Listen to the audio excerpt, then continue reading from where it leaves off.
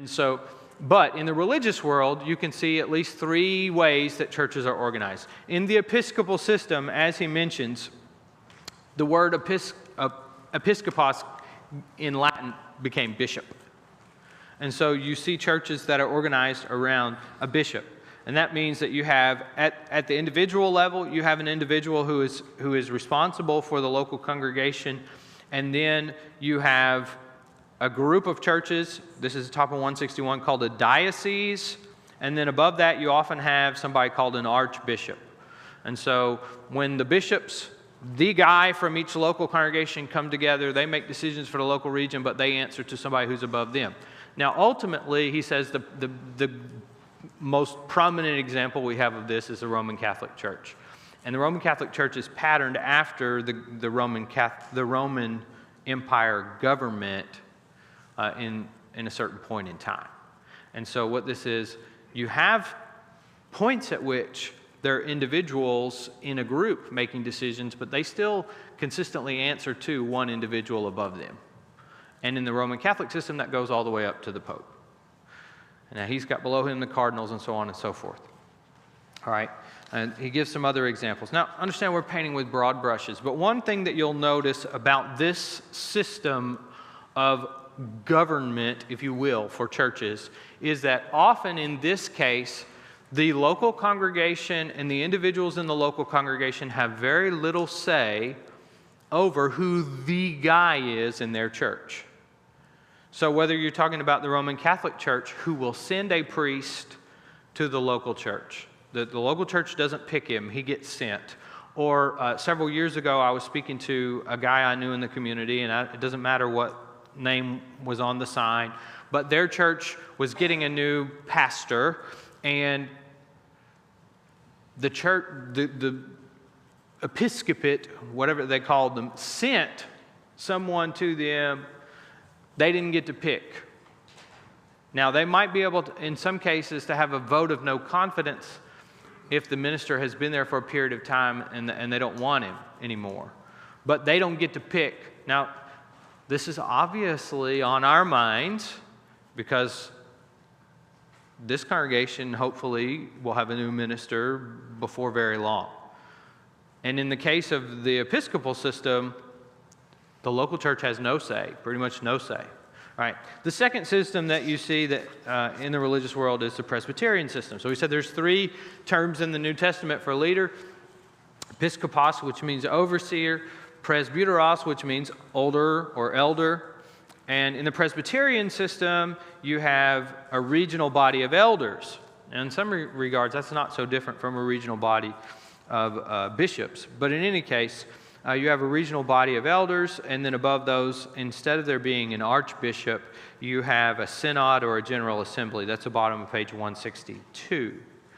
Now, one of the things that's interesting about this is, in these cases, the local congregation doesn't own anything. Now, I don't know if you've heard about some of these situations where there's division in a religious group that exists today, and they have churches that are leaving the group. One of the reasons they're leaving, one of the reasons this is a very challenging process is, in some of these religious groups that exist today, the building and the property is owned by people that don't live in the town. Not the people that gather there, but people who are part of a regional, the denomination as it is, owns their building.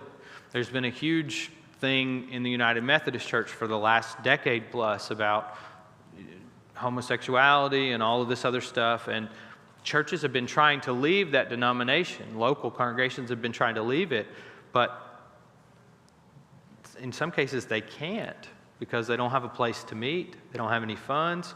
It's essentially all tied up in the denomination. Now, I'm not naming names to be divisive, I'm just giving an example, okay? So in the Presbyterian system, you have a presbytery. Now, if you've ever heard of any information, any reporting about how Barton Stone participated in what's now called the American Restoration Movement, he was part of the Presbyterian Church. And when he decided that he didn't agree with certain things that were being done, he and some others wrote the last will and testament of such and so presbytery. Have you ever heard? Some of you may have heard about that document. Springfield, I think it was, the Springfield Presbytery. So then the last system is congregational. And what that means is that there are, generally speaking, no power structures, if you will, above the local congregation. Now, this doesn't always look the same. He says churches of Christ fall into this category. But when you talk about various religious groups, what does this actually look like? Well, in the case of churches of Christ, as we're going to see in the New Testament, this means everything is localized. The only entity, the only individual above the local congregation, we believe, is God and his apostles through the Bible. But in some religious groups, this goes down to even basically being democratic. And what does democratic mean? What does it mean to be democratic? Not the party, the policy. Individuals have votes. The people vote. So you may have heard about churches that vote on what they're going to do, whether they're going to hire somebody or fire somebody, or whether they're going to, I don't even know what, have purple carpets. I mean, I don't know, right? It could be very serious or it could be less serious. I don't even claim to know all of those details. But they would fall, often if the congregation is voting, they would fall into the congregational category. But obviously we don't do that here, do we? So we would say our organizational structure is congregational, but that doesn't mean that our people vote. So we need to take a closer look at the New Testament, because ultimately our desire is not to fit into a category of what other people are doing, but is a desire to fit into the shape of the New Testament. So from 164 to 167, he gives examples of the shape from the New Testament on the big level. Now, I do want to draw your attention, before I dive into that, to a paragraph on 161. No, I don't. I already covered that. Sorry. All right, so let's look at New Testament examples, starting at page 167. No, not 167, 164. I'm off my game today. All right, big picture examples. Big picture examples in the New Testament. So let's think about this for a minute. Where did the church start in the New Testament? You remember, you've heard me say, you've heard other preachers say, the first gospel sermon was preached Day of Pentecost. That's Acts chapter 2. Where did that happen? Jerusalem. What was Jerusalem?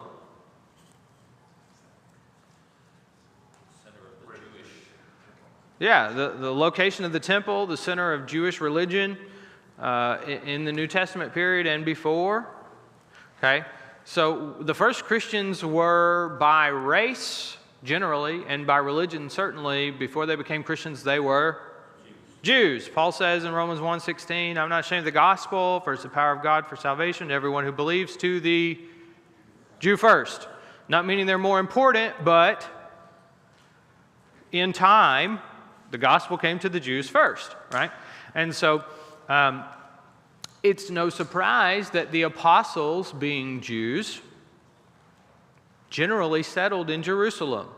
So when we look at the New Testament, we have these apostles. What are apostles?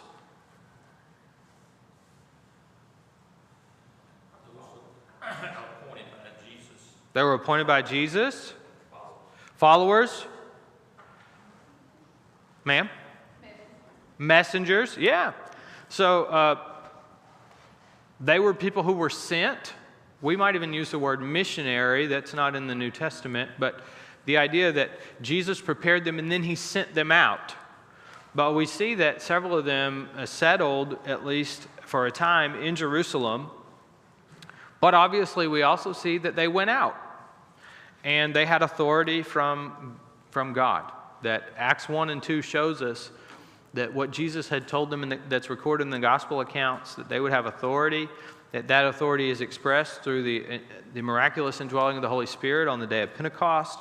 And so the church starts in Jerusalem, but it goes out. And when it goes out into local places, we're going to see the pattern for that. But because of this, God, through Jesus, preparing the apostles and sending them out, Paul refers to the apostles, along with Jesus, as the foundation of the church in Acts chapter 2. In Ephesians chapter 2, the foundation of the church. We think about the church as a building. Jesus is the cornerstone, and the apostles are the foundation. Now, do we have apostles today? No, we don't. We don't have apostles today. Why?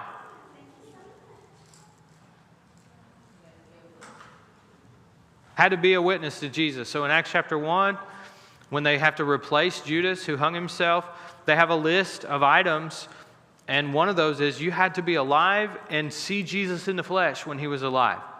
So that even Paul, who calls himself an apostle, will say, I was untimely born. How did he see Jesus? He had a special moment when he saw Jesus on the road to Damascus.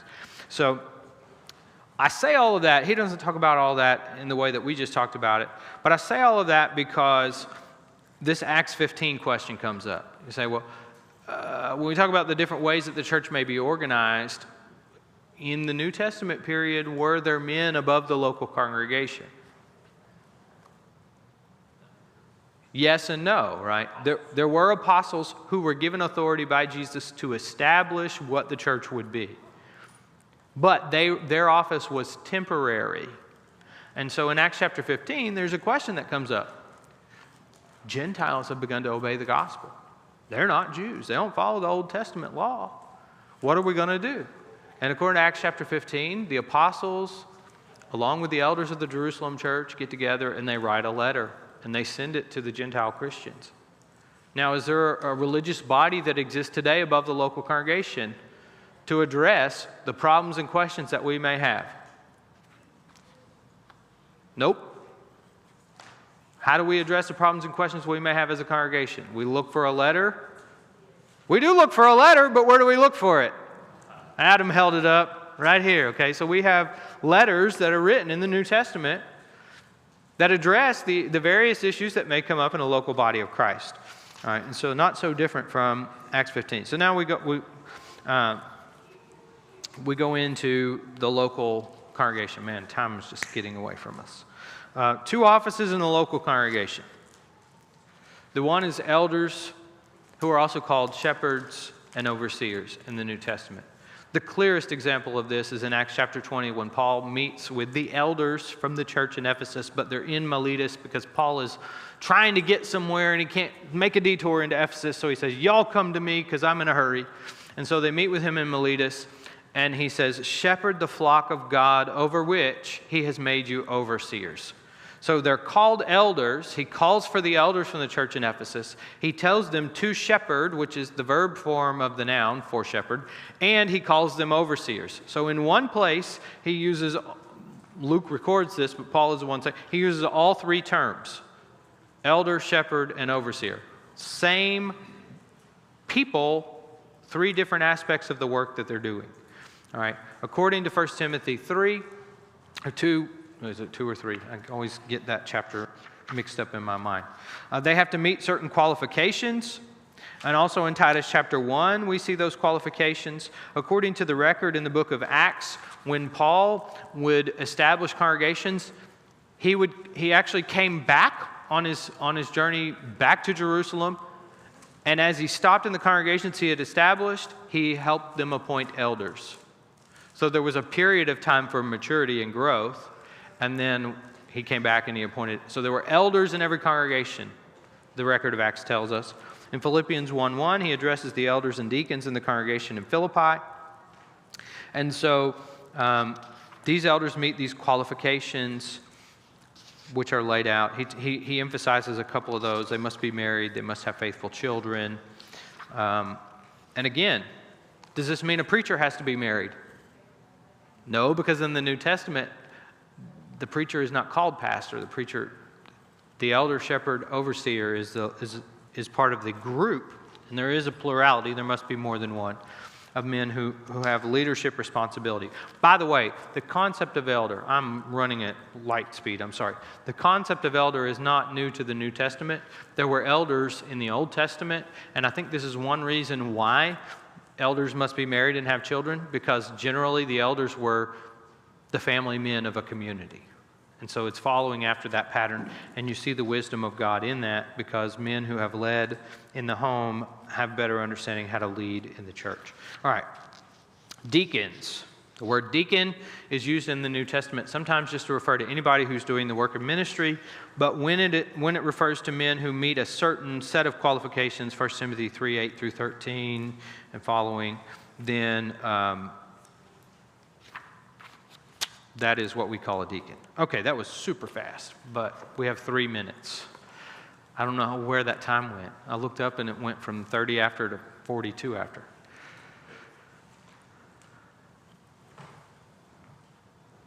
Was there anything you encountered in chapter 6 that was unfamiliar or didn't make sense?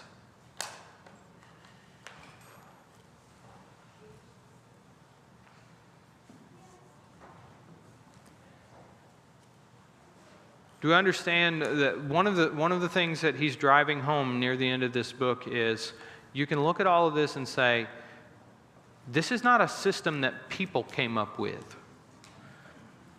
The reason that we're not in an Episcopal system or a Presbyterian system of church organization is not we think one is better than the other per se, but we think God has given us this order and design for the church.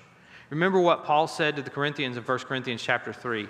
When I came to you, I laid a foundation, and no one else can lay any other foundation than that which is Jesus Christ. So the church is founded on Jesus, and he gave authority to his apostles to organize his people in a certain way. Then we're going to do what Jesus said should be the organization and not what we think would be a better organization. Frank? I think chapter 6 is a good follow-on to chapter 5 because it specifically calls out men to fill those roles of elders and deacons. Yeah. Frank said, the connection between understanding that God has appointed men to spiritual leadership, and then looking at that in the context of the congregation. So looking at chapter 5 last week and then chapter 6 this week. Other questions or comments? I'm sorry we had to move so quickly. My daddy used to make fun of me for talking slow. I like to plod a little bit. Well, we have coffee and donuts downstairs, and we'll be back at 11 for worship. Thank you all.